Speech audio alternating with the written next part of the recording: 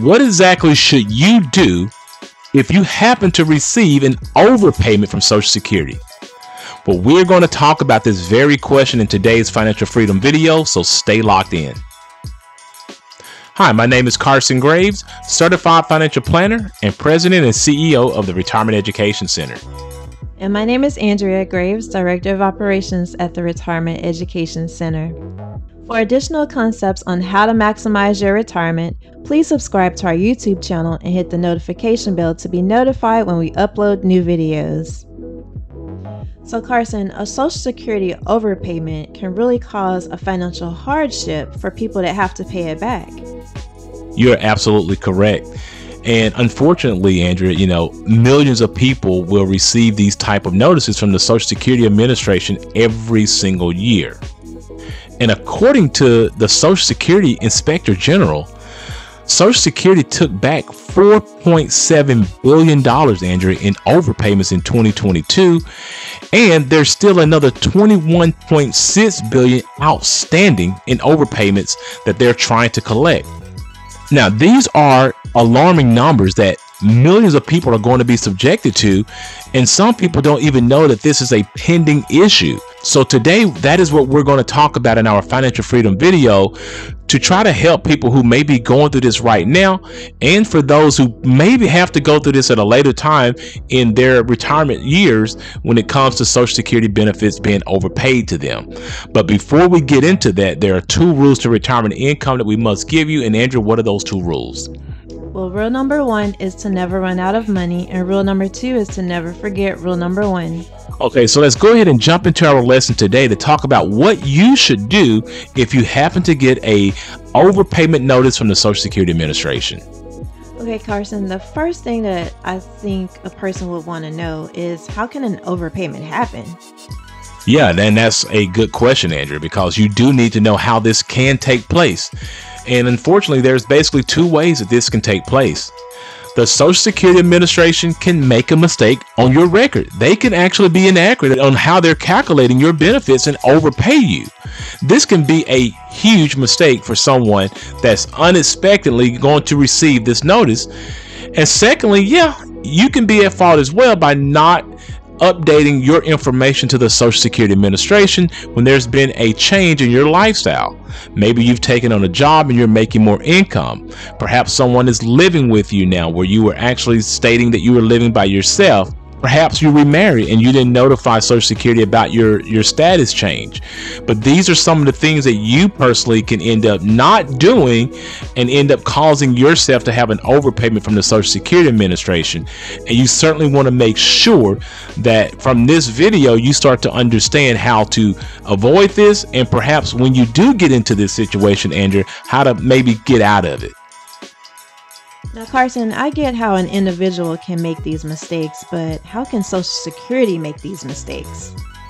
Now, that would be the question that I am most concerned with. Yes, we all can make mistakes when it comes to Social Security because it's such a convoluted program, Andrea. But that's just the problem too, that Social Security makes their own mistakes because the rules are so complex. Also, they're understaffed and they're doing things by hand typically. So you're talking about an antiquated system in place. And not just that, because of this system being antiquated, some of the things that they are calculating for your benefit record is lagging. And so they can end up just, overpaying an individual. And yes, unfortunately, if they make these mistakes, you're going to end up having to pay for it. Okay, Carson, so now that people know that an overpayment can happen, when they receive that notice, what should they do next?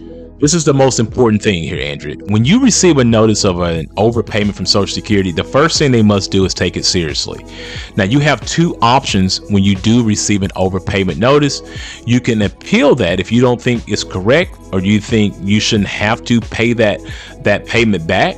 When you do this, an appeal, there's a certain form that you do have to file, and you can call the Social Security Administration or go online, Andrew, and download this form. And this is very important. Of course, we're going to put it on the screen, but you need to download form SSA 561. This is to file an appeal. Now, if you're planning to file an appeal of this overpayment notice, please keep in mind that you have 60 days from the time that you receive said notice in order to file that appeal. Now, if you do happen to miss out on that time frame, you need to have a good reason why. I know that a lot of people during the COVID situation use that as a valid reason of why they missed filing that appeal in due time. But if you have other reasons, maybe there was a death in the family or something like that, you just need to make that known to the Social Security Administration. I will say that they are pretty lenient about you being able to file for an appeal and exercise your right to see if you can get this overpayment eliminated from your record. Now, if your appeal is unsuccessful, which many times it could be, unless you are able to find an attorney that can work in your behalf, you're going to have to go to the next step and try to have that overpayment waived. And this is going to be a different form that you're going to have to download and file in order to do that. This is going to be form SSA 632. Now, you do not have a certain time frame in which you can ask for a waiver of those benefits. I personally helped my mom with her benefits, and I've had to go through this with her. So I understand just how this process is going to work. But you definitely have to be diligent about asking for a waiver. And in order to get a waiver to be successful, you're pretty much needing to prove one or two things. One is that the overpayment was not your fault. Or two, having to pay back this overpayment will put you in such a financial hardship that you're going to deem it to be unfair. But if you can't get the Social Security Administration to be lenient towards those two things, then yes, you're going to be subjected to paying that overpayment back, unfortunately. Okay, so Carson, if all else fails and you have to pay this overpayment back, what are the options? Well, these are not going to be very good options for most of you who hear this. If you have an overpayment notice and you've gone through the appeal, that didn't work, and you filed for the waiver and they declined that as well, yeah, they're going to start collecting those payments, Andrew, from your Social Security benefits. And if you're getting regular Social Security payments, or if you're receiving Social Security disability, they are going to take all of those benefits back until that overpayment has actually been repaid. Now, if that is not going to be something that you can deal with because you were relying on those monthly benefit payments, then some people unfortunately may have to dig into their retirement savings or their emergency funds in order to try to pay that lump sum benefit off so they can continue to at least have some sort of monthly cash flow. Now, if you're receiving SSI, which is supplemental Social Security income for people with lower income status, if you're receiving that payment, they're not going to take all of it like they would on regular Social Security or SSDI, but they're going to take up to 10% of that payment over time in order to repay the amount of overpayment that was sent to you. Now, of course, in both situations, you can try to ask for the Social Security Administration to maybe negotiate how much they're going to be taking, but that is only if they approve to actually take less than what they are supposedly going to be taking from your benefits. So this is a very unfortunate situation, but that is what's going to take place if your other avenues have not been able to be approved. Now, Carson, this could be terrifying for people depending on these payments. It absolutely can be. And I would highly encourage those of you who are watching this video to go take a look at the recent, piece that 60 Minutes did on Social Security overpayments. I think it's pretty alarming to see that the mistake may not even be known by the recipient, and it can even be caused by Social Security. And this can be a 5-year mistake and people having to pay tens and even hundreds of thousands of dollars back to the Social Security Administration, unbeknownst to them that it was even taking place.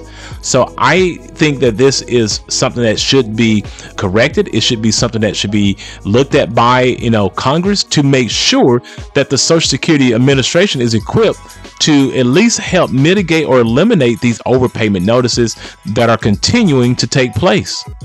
So Carson, what is the moral of this video? Well, the moral of this video is clear. If you happen to receive an overpayment notice from Social Security, Andrea, you must take it seriously and start working immediately on terms to either start to try to repay this back on a fair basis, or try to work with the Social Security Administration to have those overpayment notices reduced or eliminated altogether. Thank you again for tuning into our financial freedom video. Please note that these videos are created for educational purposes only, and that you should always seek out your own financial advisor, your own tax advisor, and your own attorney regarding your personal situation. Also, if you are looking for an independent fiduciary advisor to help you with these types of complex financial matters, we highly recommend that you utilize the links in our description below and go ahead and schedule a 1-hour free consultation with us today. After this video, please check out our other videos that will give you tips on how to maximize your retirement. And if you like this video, please give it a thumbs up, subscribe to our YouTube channel, and share it with a friend. Thanks for watching, and remember, if you have questions, we have answers.